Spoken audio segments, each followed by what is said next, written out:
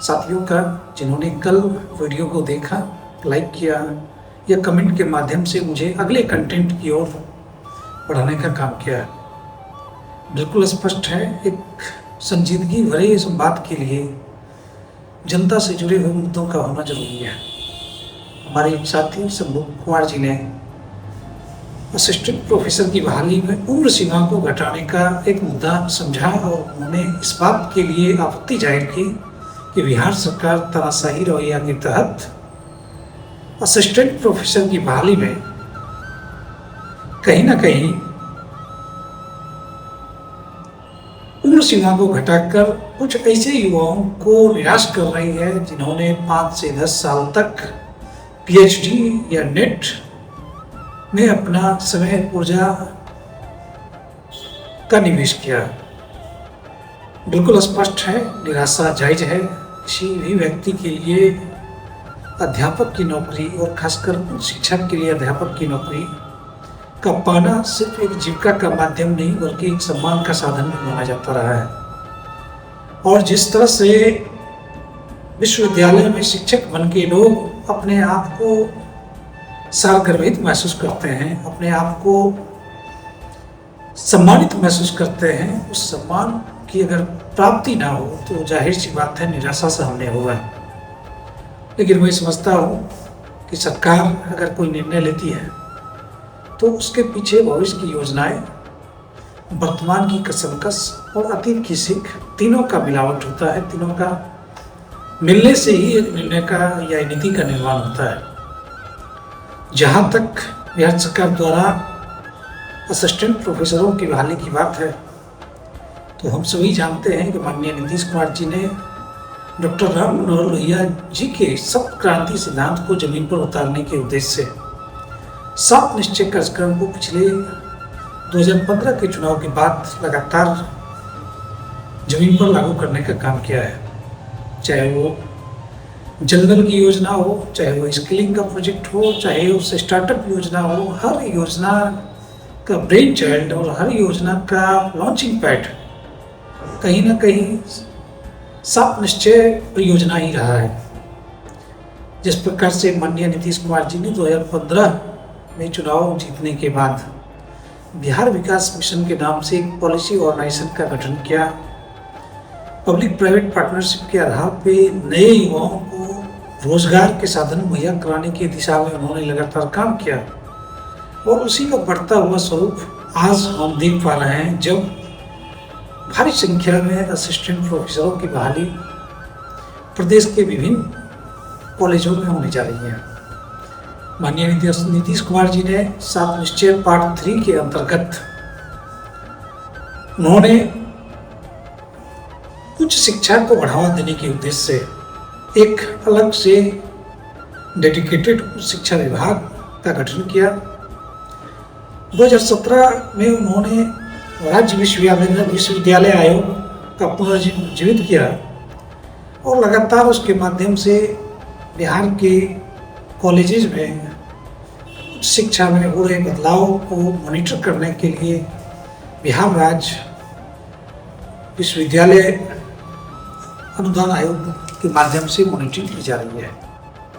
साथियों, यह जानते हुए बेहद खुशी होती है कि जब प्रदेश के मुख्यमंत्री इतने दृढ़ निश्चयी और दूरदर्शी हों, जो योजना आज से 10 साल पहले जिस योजना का बीजारोपण किया गया वो योजना आज फलीभूत होकर जमीन पर उतर चुका है। हर प्रखंड में कॉलेजेस खोले जा रहे हैं, डिग्री कॉलेजेस खोले जा रहे हैं।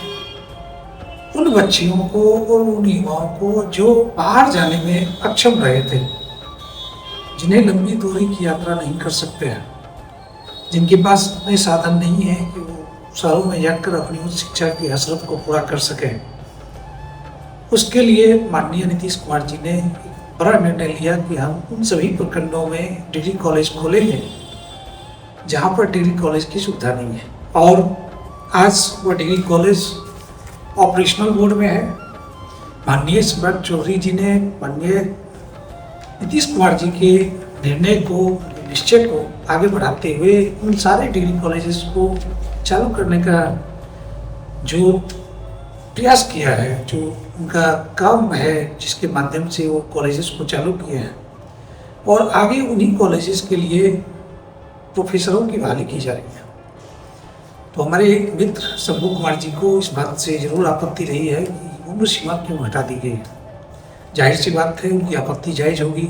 कहीं ना कहीं उनका पर्सनल सेंटिमेंट या कहीं ना कहीं युवाओं के प्रति उनकी भावना आहत हुई होगी, और इसी नाते उन्होंने इस कमेंट को किया है। मैं उनके कमेंट को सम्मान के साथ स्वीकार करते हुए कुछ नीतिगत मजबूरियां और कुछ दृष्टिगत योजनाओं के बारे में चर्चा करना चाहते हैं, जिससे यह तय होगा कि नीतीश कुमार जी के मार्गदर्शन में सम्राट चौधरी जी की सरकार ने जो निर्णय लिया है, या जिस निर्णय पर अब प्रोफेसरों की बहाली की जा रही है, वह निर्णय न सिर्फ वर्तमान बल्कि भविष्य के लिए एक लंबी लकीर खींचने का काम करेगा। साथियों,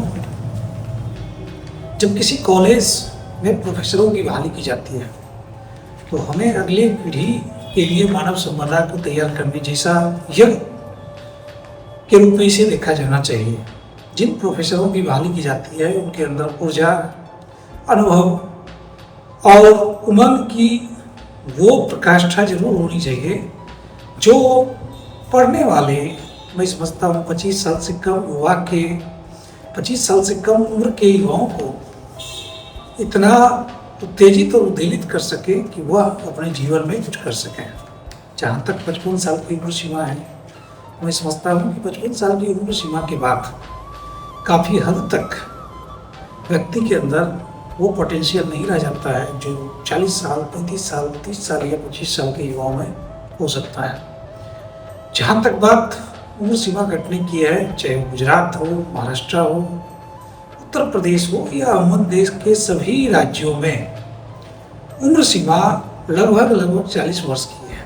वहीं बिहार सरकार ने अनरिजर्व के लिए उम्र सीमा 43 साल की है, और अन्य के लिए इससे अधिक भी उम्र की भावना रही है। तो आप देखेंगे कि उम्र सीमा जो बढ़ाई गई है या उम्र सीमा जो घटाई गई है, माफ करेंगे, उम्र सीमा जो घटाई गई है, उसके 2-3 पहलू हैं। पहला पहलू है कि जो यूजीसी का गाइडलाइन है, जिसके आधार पर कॉलेज की रैंकिंग की जाती है, वो गाइडलाइन ये करता है कि अगर आपके पास औसत कम उम्र के प्रोफेसर हैं तो नैक रैंकिंग में आपको बेहतर अंक मिलेंगे। और आप जानते हैं कि नैक रैंकिंग में जिन कॉलेजेस को, जिन यूनिवर्सिटीज़ को बेहतर अंक मिलते हैं, विश्वविद्यालय अनुदान आयोग उन्हें उतना ही बेहतर अनुदान देता है। अगर हम एक खास उम्र सीमा के लोगों को बहाल कर लेते हैं तो कहीं ना कहीं अनुदान लेने में परेशानी आएगी। दूसरी एक बहुत मूलभूत समस्या है कि NEP जो नेशनल न्यू एजुकेशन पॉलिसी है, वह स्पष्ट करता है कि जो अध्यापक हों वो कम उम्र वर्ग के हों, ताकि छात्र और अध्यापक के बीच एक भावनात्मक संबंध और एक प्रोडक्टिविटी बेहतर बन सके।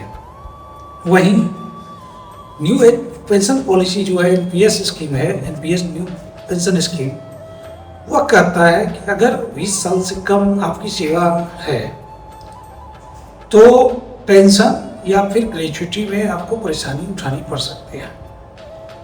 तो जब हम एक नए युग की शुरुआत कर रहे हैं, जब हजारों की संख्या में युवाओं को हम बहाल कर रहे हैं, तो यह देखना बेहद जरूरी होगा कि जो युवा बहाल होते हैं उनकी उम्र सीमा क्या है।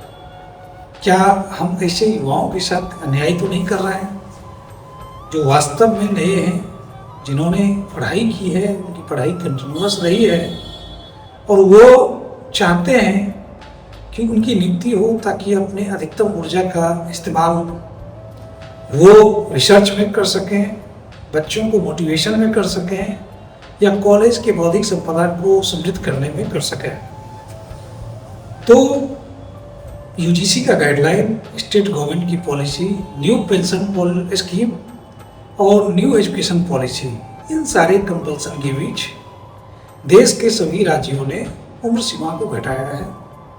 औसत देखा जाएगा तो सभी राज्यों का औसत 40 के आसपास, वही बिहार सरकार ने 43 साल की उम्र सीमा रखी है ताकि हम उन्हें और मौका दे सकें, वो एक असिस्टेंट प्रोफेसर की भूमिका में अपना सेवा सुनिश्चित कर सकें। तो उच्च शिक्षा की जब बात आती है तो बिहार सरकार ने लगातार माननीय नीतीश कुमार जी के नेतृत्व में अलग अलग यूनिवर्सिटी का गठन करते हुए एक बेहतर शैक्षणिक माहौल प्रदान करने की पूरी कोशिश की है, चाहे वो आर्यभट्ट नॉलेज यूनिवर्सिटी हो या एनिमल वेटनरी यूनिवर्सिटी हो या शिक्षा यूनिवर्सिटी हो, माफ करेंगे चिकित्सा यूनिवर्सिटी हो या जननायक कर्पूरी ठाकुर स्किल यूनिवर्सिटी हो।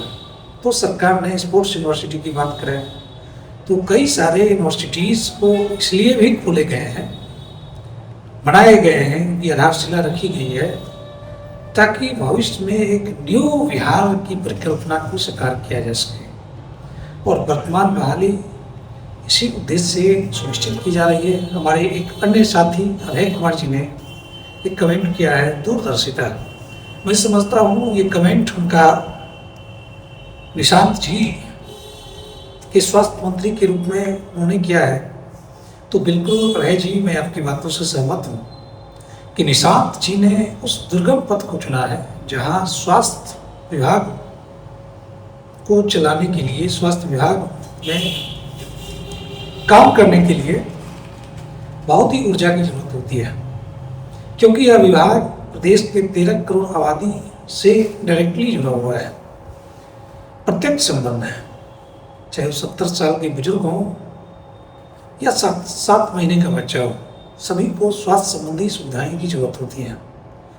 तो निशांत जी ने एक ऐसे विभाग को चुना है जहां उन्हें खुद को प्रमाणित करने के लिए बहुत अधिक ऊर्जा की जरूरत होगी, एक दूरदर्शी सोच की जरूरत होगी, एक डिसिप्लिन्ड टीम की जरूरत होगी और एक डेडिकेटेड रोड मैप की जरूरत होगी। तो निशांत कुमार जी लगातार पिछले कई दिनों से, कई सप्ताह से और यूँ कहें तो कुछ महीनों से इस चीज़ को सुनिश्चित कर रहे हैं जिसकी वानगी प्रदेश का एक एक व्यक्ति महसूस कर सकता है।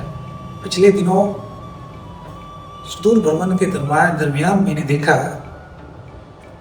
कि एक APHC जो शायद पिछले 10-15 साल से मैं कभी खुला हुआ नहीं देखा था वर्किंग डे में, उस दिन ना सिर्फ खुला हुआ था बल्कि उसमें स्टाफ बैठे हुए थे, चिकित्सा कर्मचारी या पदाधिकारी बैठे हुए थे। मुझे बेहद खुशी हुई। एक वीरान में पड़े APHC में अगर दिन के उजाले में, शायद वह दिन शनिवार का रहा था और मैं देख पा रहा था कि कर्मचारी जमे हुए हैं। मुझे लगता है वह मेरे घर के रास्ते में है और अमूमन मैं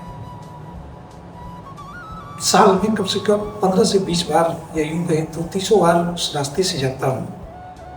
आप समझ सकते हैं कि पिछले 20 वर्षों में मुझे पहली बार वह APHC का गेट खुला हुआ दिखा, कर्मचारी काम करते हुए दिखे।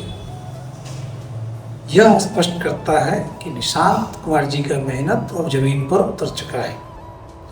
एक पैचरिस्टिक लीडर का धमक जो है वो जमीन पे उतर चुका है। वही मैं दूसरे APHC की बात करूं जो बेहतर बना था लेकिन लगातार ताले लगे हुए थे। पहली बार मैं देख रहा था कि ऐसा लग रहा है जिससे वह APHC रनिंग मोड में है। तो आप समझ सकते हैं कि एक APHC जो बेहद ही सुदूर इलाके में होता है, अगर वह फंक्शनिंग में आ गया है, अगर वहाँ पर दवाओं की खेप पहुँच रही है, अगर वहाँ पर मरीज जाने का जमात उठा पा रहे हैं, तो यह एक नए अध्याय की शुरुआत है। यह निशांत कुमार जी की लगातार मेहनत का परिणाम है। ये नीतीश कुमार जी के मार्गदर्शन का परिणाम है और यह एक दूरदर्शी नेता के प्रथम आगमन का परिणाम है। धन्यवाद। अगर वीडियो सही लगे तो कमेंट करें। अगले सवाल का इंतजार आपके कमेंट की शक्ल में कर रहा हूँ। जो भी कमेंट हो आप कर सकते हैं। मेरी कोशिश होगी अधिक से अधिक सवाल का जवाब आपको